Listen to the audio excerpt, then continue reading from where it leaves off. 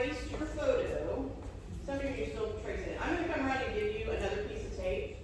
So remember when you're tracing that you wanna make sure that you get all the details, like your hair, fabric, folds, patterns. You're not gonna trace every single hair. And then when you do the nose and the eyes, remember the nose should not be a full shape. You want to just have minimal lines that indicate the nose. And then the eyes, you're going to do the outer shape of your eye. If you've got if you can see your eyelid, you want to make that line above it.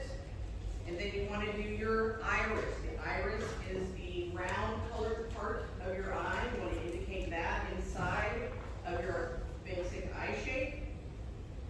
And then there's also a pupil. So there's that second circle within the iris that indicates your pupil. Usually you do not see the whole thing, or it's going to be kind of at the top like it is here. Kind of depends which way you're looking, but most of you are looking straight on in your photo. And again, if you're doing eyelashes, make sure you just do them kind of on the outer part of the eye and not all the way across the top and bottom of the eye, because it kind of looks cartoony when you finish with your tracing and you're ready to put it on the whiteboard. Make sure that you flip over your acetate, because again, just like we did the last time, you're going to be painting on the back of your acetate, not the front. So you want to carefully take it off your photo. The photo goes back in your portfolio, because we may use it again. And yeah.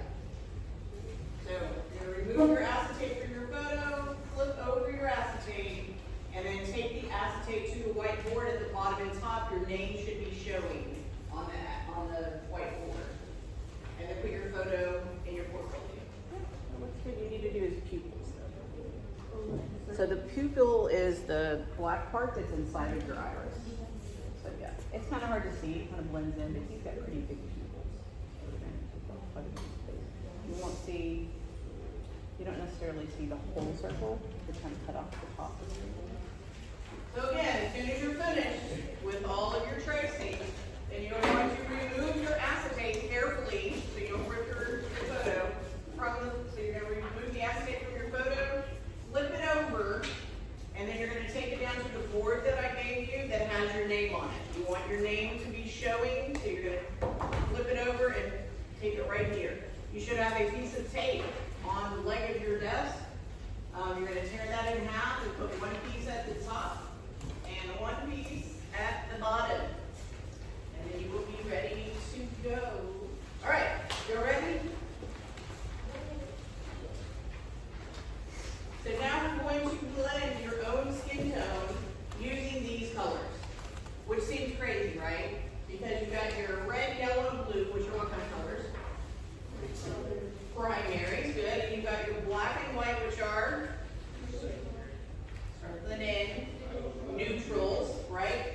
None of those colors look like these skin tones. All these things around here are skin tones. None of those colors look like skin tones. So it seems weird and crazy that those colors are going to make your skin tone, but they are. So I'm going to show you a video.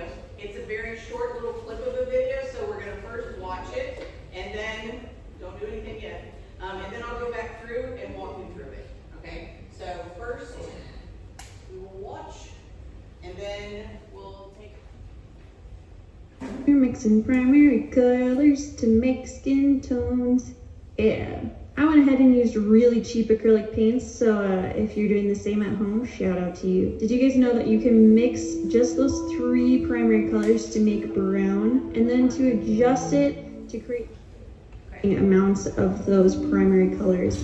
For instance, here my brown is too green, so I would put in the complement of green, which if you look at the color wheel is red. After that, when I get a brown that I really like, I can just add in varying amounts of white, and that will tint it to be lighter colors. And the same is true of going darker. You just mix your primary colors with black instead of white. And again, depending on the hue you want, just add different amounts of the primaries, and you can see we have a range of brown hues here. Some mistakes to be aware of with light skin tones is making sure that you are not creating tones that are just too bright. If I have an orange kind of color, just by adding blue, I will mute that color much more and create a more realistic shade. Same if you're just adding red and white, you're gonna end up with a big pink face. So make sure you add in some yellow and blue to tone that down, and you're gonna have a much more realistic set of swatches. Something to be aware of when you are mixing darker browns and have added black to it. If you go ahead and add white after that, by having both black and white mixed into your brown, you're gonna get more gray. Okay, and like I said, it's a very short clip, and she goes really fast, I know that. So that's why I want to take you back through it one more time, and I will pause and start doing it. So you can see that she starts with yellow. So you're going to start with some yellow. You're going to just take it and put it in the center of your plate. You've got your colors that are around the edges. So take it, the yellow, put some in the center of your plate.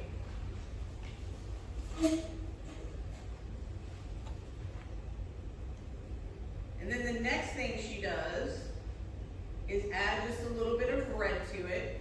Now, yellow is our lightest color, so you usually are going to use more of your lighter colors than of your darker colors. So just put a tiny bit of red and mix that up. See where you are. And then you're going to put just the tiniest amount of blue, because blue is the darkest of those three colors, so it does not take very much of the blue in order to change the color. So I'm going to walk around and check you out, and you should get a brown. If your brown looks too yellow, what's the opposite of yellow? Purple. So you need a little bit of red and a little bit of blue if you're looking too yellow. If you're looking too red, then you want to add just a touch of blue to it. If you're looking too orange, also a touch of blue gets you to a nice shade of brown. And then once you've got a decent shade of brown that you're happy with, just stop right there. So once you have a decent brown that doesn't look, too green or too blue, then the next thing you're going to do is, depending on the skin tone, if your skin looks lighter than the brown you have there, you're going to add some white. If your skin tone looks darker than the brown you have there, you're going to add some black. Keep in mind though, black is a very dominant color. It's the darkest color, and it's very dominant. So you just want a tiny little bit of the black and just mix that up, see what it looks like, and then give it if you need more, you can add more, but just tiny little bits at a time. With the white, it being the lightest color, you probably will need a little bit more of that, but you just want to do a little bit at a time until you get to the skin tone that you have. And a good thing to do, once you kind of feel like you're maybe there, or maybe you're struggling a little bit, is talk to someone next to you. So ask someone next to you, or I'm walking around, you can ask me, but you can have someone give you some feedback on how close you are, or maybe what color you might need. You can also kind of touch the paintbrush to your skin and see how it compares. Like on your wrist. So you can't add black and white, because what's going to happen if you add black and white? Gray. You get a gray. Nobody has a gray skin.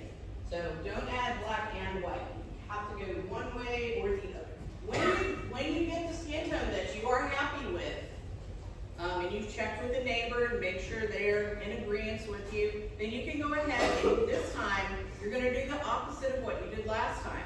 Last time you painted everything but the skin. This time you're only painting the skin. Okay? Put this back up here. Here's just a reminder, you're going to paint all of the areas that are skin, including the ears, the neck, the hands, with the skin tone that you mix. So make sure you mix up enough that you're going to be able to cover that amount of area on your acetate. I don't know exactly what your skin tone is, but that looks like a good color there. Would you want to match it like to your own? Is it pretty similar, or is it a little bit lighter? Okay. Well, and you haven't put any black in there, just white. Yeah. I think it's a good color, and you can kind of lay down here and see what it looks like. I think that's a good color.